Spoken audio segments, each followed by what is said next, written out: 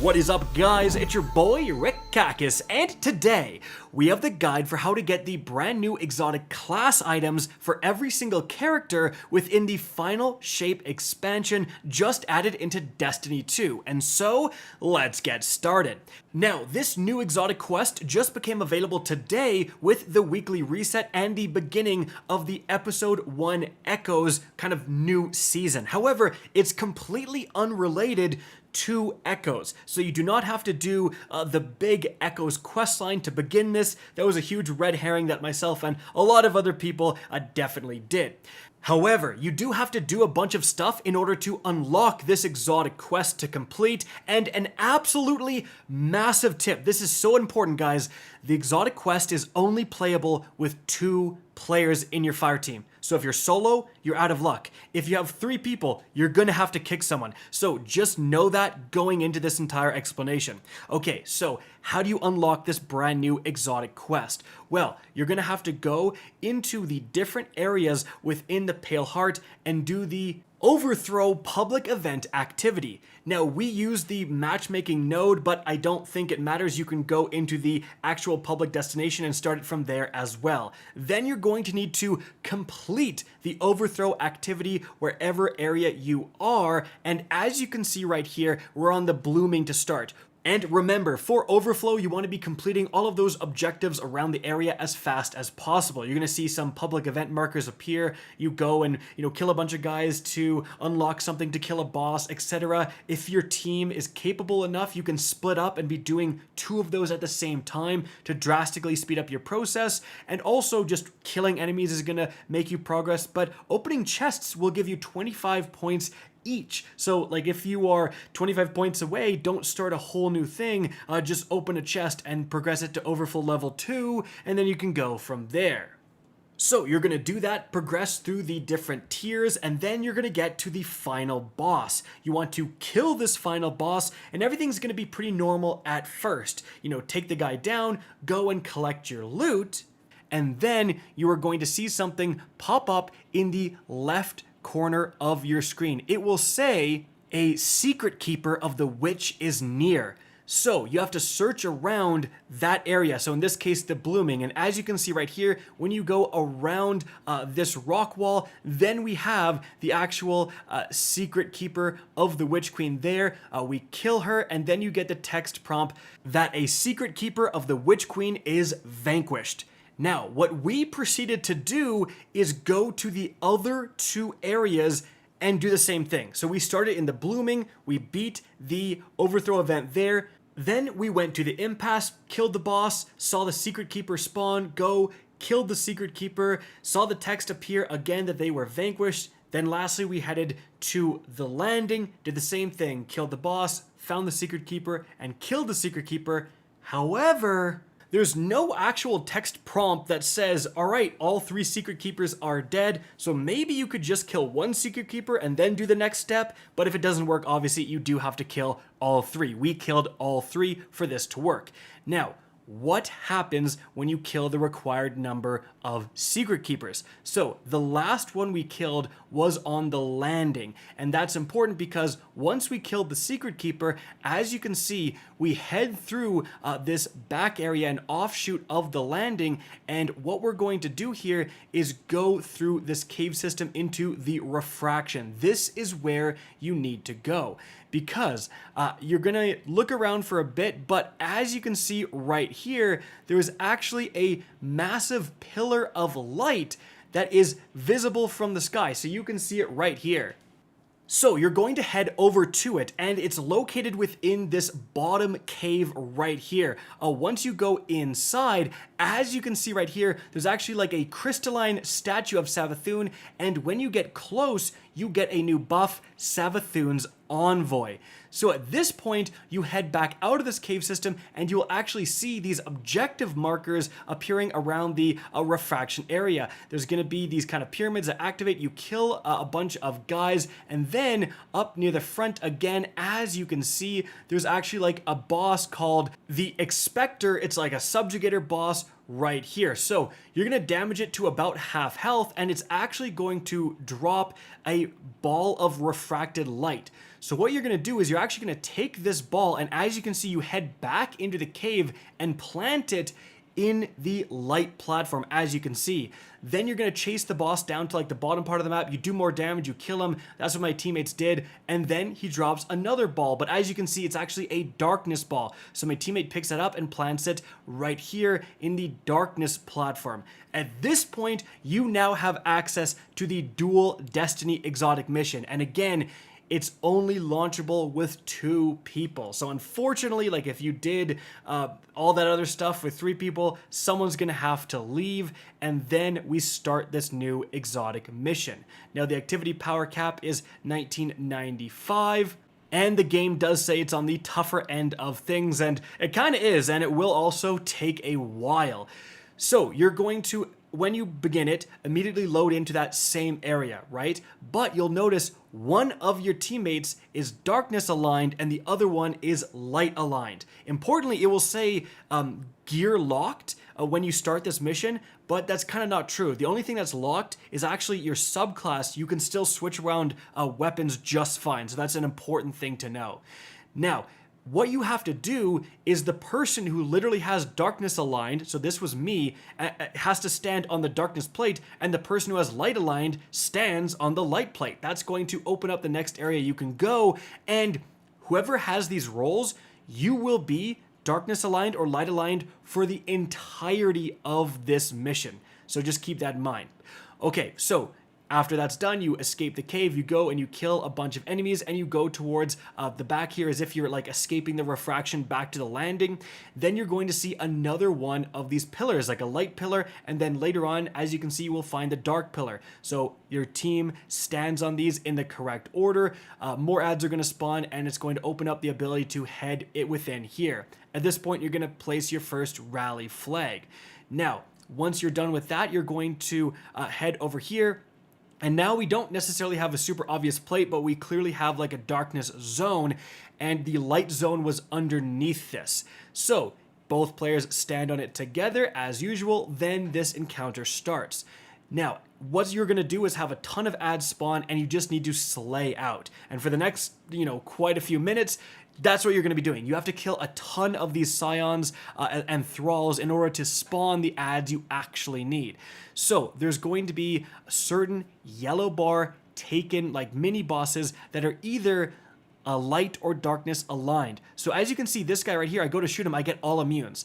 Only the light guy, only the light aligned guy can actually damage that guy. So as you can see, I move on a bit and I find a knight that has that glowing darkness hue, and now I'm able to damage this guy. At that point, when you kill those guys, they actually drop a moat. Now, what do you do with this moat? Well, the moat is going to unveil, as you can see, different symbols, and I have the ability to shoot these symbols. Now, my teammate, he does not have the ability to shoot the symbols. He is simply looking for what symbols spawn on these podiums right here. So for him, when he collects the Mote of Light, one of the podiums will have a giant symbol on it.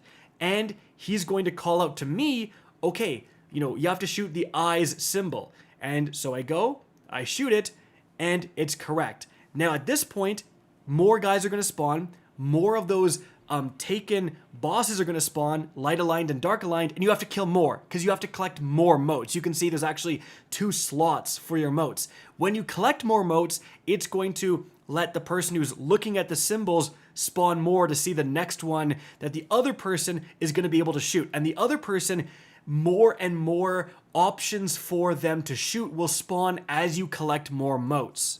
So again, once I get the correct callouts from my teammate and I shoot the correct motes, we go into a different area. And it's the same exact mechanics. However, as you can see right here, the roles were switched. So when I kill those darkness aligned taken knights, then I'm actually able to see those symbols on the podiums, and I'm telling my teammate which ones to shoot. Now the order again does absolutely matter. You can't just shoot this, like the middle symbol first. You have to shoot them in order of when they spawned. So when all 3 of those are shot, you're going to go into another area, and now you're going to have 4 different mote slots. So it's the same thing, but just more. In this one, we really found that you weren't able to even shoot the first symbol until you collected quite a lot of different motes and unveiled basically all the different options of the symbols to shoot, right? So yeah, you can do it like that, where if you see a symbol, you might as well shoot it in the correct order, but you might just want to power down and collect every single mote to unveil every single option before you start shooting them all. Regardless, guys, once you're done with that, you're going to travel inside to this area right here, and this is kind of like a traversal slash jumping puzzle section. So I'm going to play where we go in the background gameplay. It might be sped up a bit, but you're going to have to travel for an extremely long time. Not only that, you will have random pockets of enemies that you encounter while you're doing this traversal section.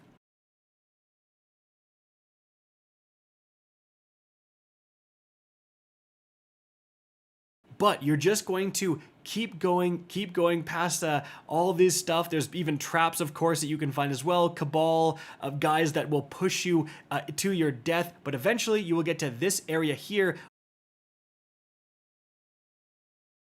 where you're going to find those light and darkness plates once more. So once we kill these enemies, we stand on the correct plates at the same time, and then we do it again. So as you can see, like, my teammate has to jump off to the side to access their plate. Then you're going to have to like scale the wall here kind of to find the next plate of darkness or light, depending on which side you're on. And then after that, you're going to scale up, and then the positions are actually switched. So now light plate is on my side, so I have to go around here and find the darkness plate up in this corner. And once we activate all of these, then we can move forward. There's one more set to activate, and that's going to open the door. And guess what? More jumping puzzles and traversals. Importantly, when you get to this open area here, it's very not obvious where to go. You actually jump all the way down, and then you're going to begin the next encounter. So you're going to start by standing on those plates in the correct order, and then you will see all these different like taken shootable objects, and you're used to shooting these like from the campaign or wherever, but they are kind of aligned in a clock formation. However, the top of the clock is taken up by a massive like pyramid shard. So importantly, as you can see right here, only some of them are connecting to the middle. There are 3 that do not have the line of darkness connecting to the middle. And what I see and what my teammate sees are different. So you're going to have to communicate what you see from your perspective and then combine that information to shoot the correct objects. Now, before we get to that though, you're going to have to clear out a bunch of ads, and then a tormentor will spawn. And a tormentor is going to spawn every single time you go to do this objective. So before you rally, it's a good idea to put on a sniper rifle, a machine gun, something that's good against tormentors. All right, now once you do kill your tormentor, someone is actually going to, whoever got the final blow on the tormentor, is going to get a buff. And that buff is called harmonic sundering. So what happens now? Well, let me show you the example of a successful activation. So I look at what objects are not connected to the middle. For me, it's object 1, 3, and 4, as you can see right here. Then for my teammate, they saw 2, 8, and 9 were not connected. So we type that in the chat and we figure out, well, 5, 6, and 7, neither of us name those. Those are the ones that we share that are both connected. So we clear out ads until the tormentor spawns. Then I make sure to get the final blow on the tormentor for this example. Once I get that, I shoot, what we just said. So I shoot 5, 6, 7, and then boom, we have actually completed this obelisk right here. So you're gonna have to do that 3 times total. It's just a matter of typing in the chat or communicating which ones you see that aren't connected. Your teammate does the same, and then whatever 3 you don't end up naming, because there's 9 different objects to shoot total, those are the ones that you shoot with the buff that you collect from the tormentors. All right, now once you are done in this room, we're gonna move on from there. the back door has now opened up. So you're going to continue through there.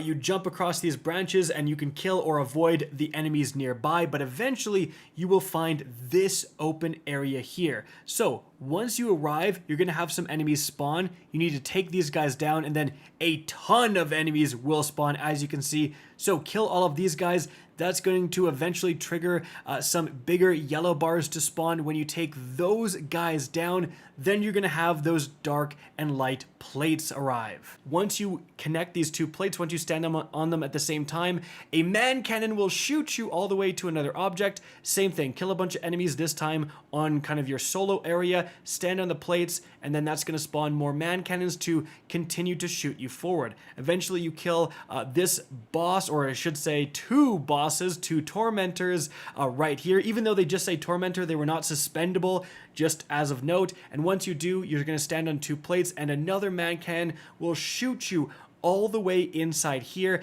And then we get to the final big bad boss area. So you're going to rally again right here. Now you're going to have two subjugator bosses, just letting you know for picking out your equipped weapons before you rally. So stuff like, rocket launchers, Galahorn plus Apex Predator is what we used. That was pretty darn good. So you're going to stand on the correct plates to initiate this, and then one of the bosses is going to spawn. You just DPS the crap out of him, and then he will actually go immune. So you need to look around the map, and there's going to be the darkness or light imbued wizards. So as you can see right here, I found one with the darkness like orange glow coming off of it. I can actually damage this guy.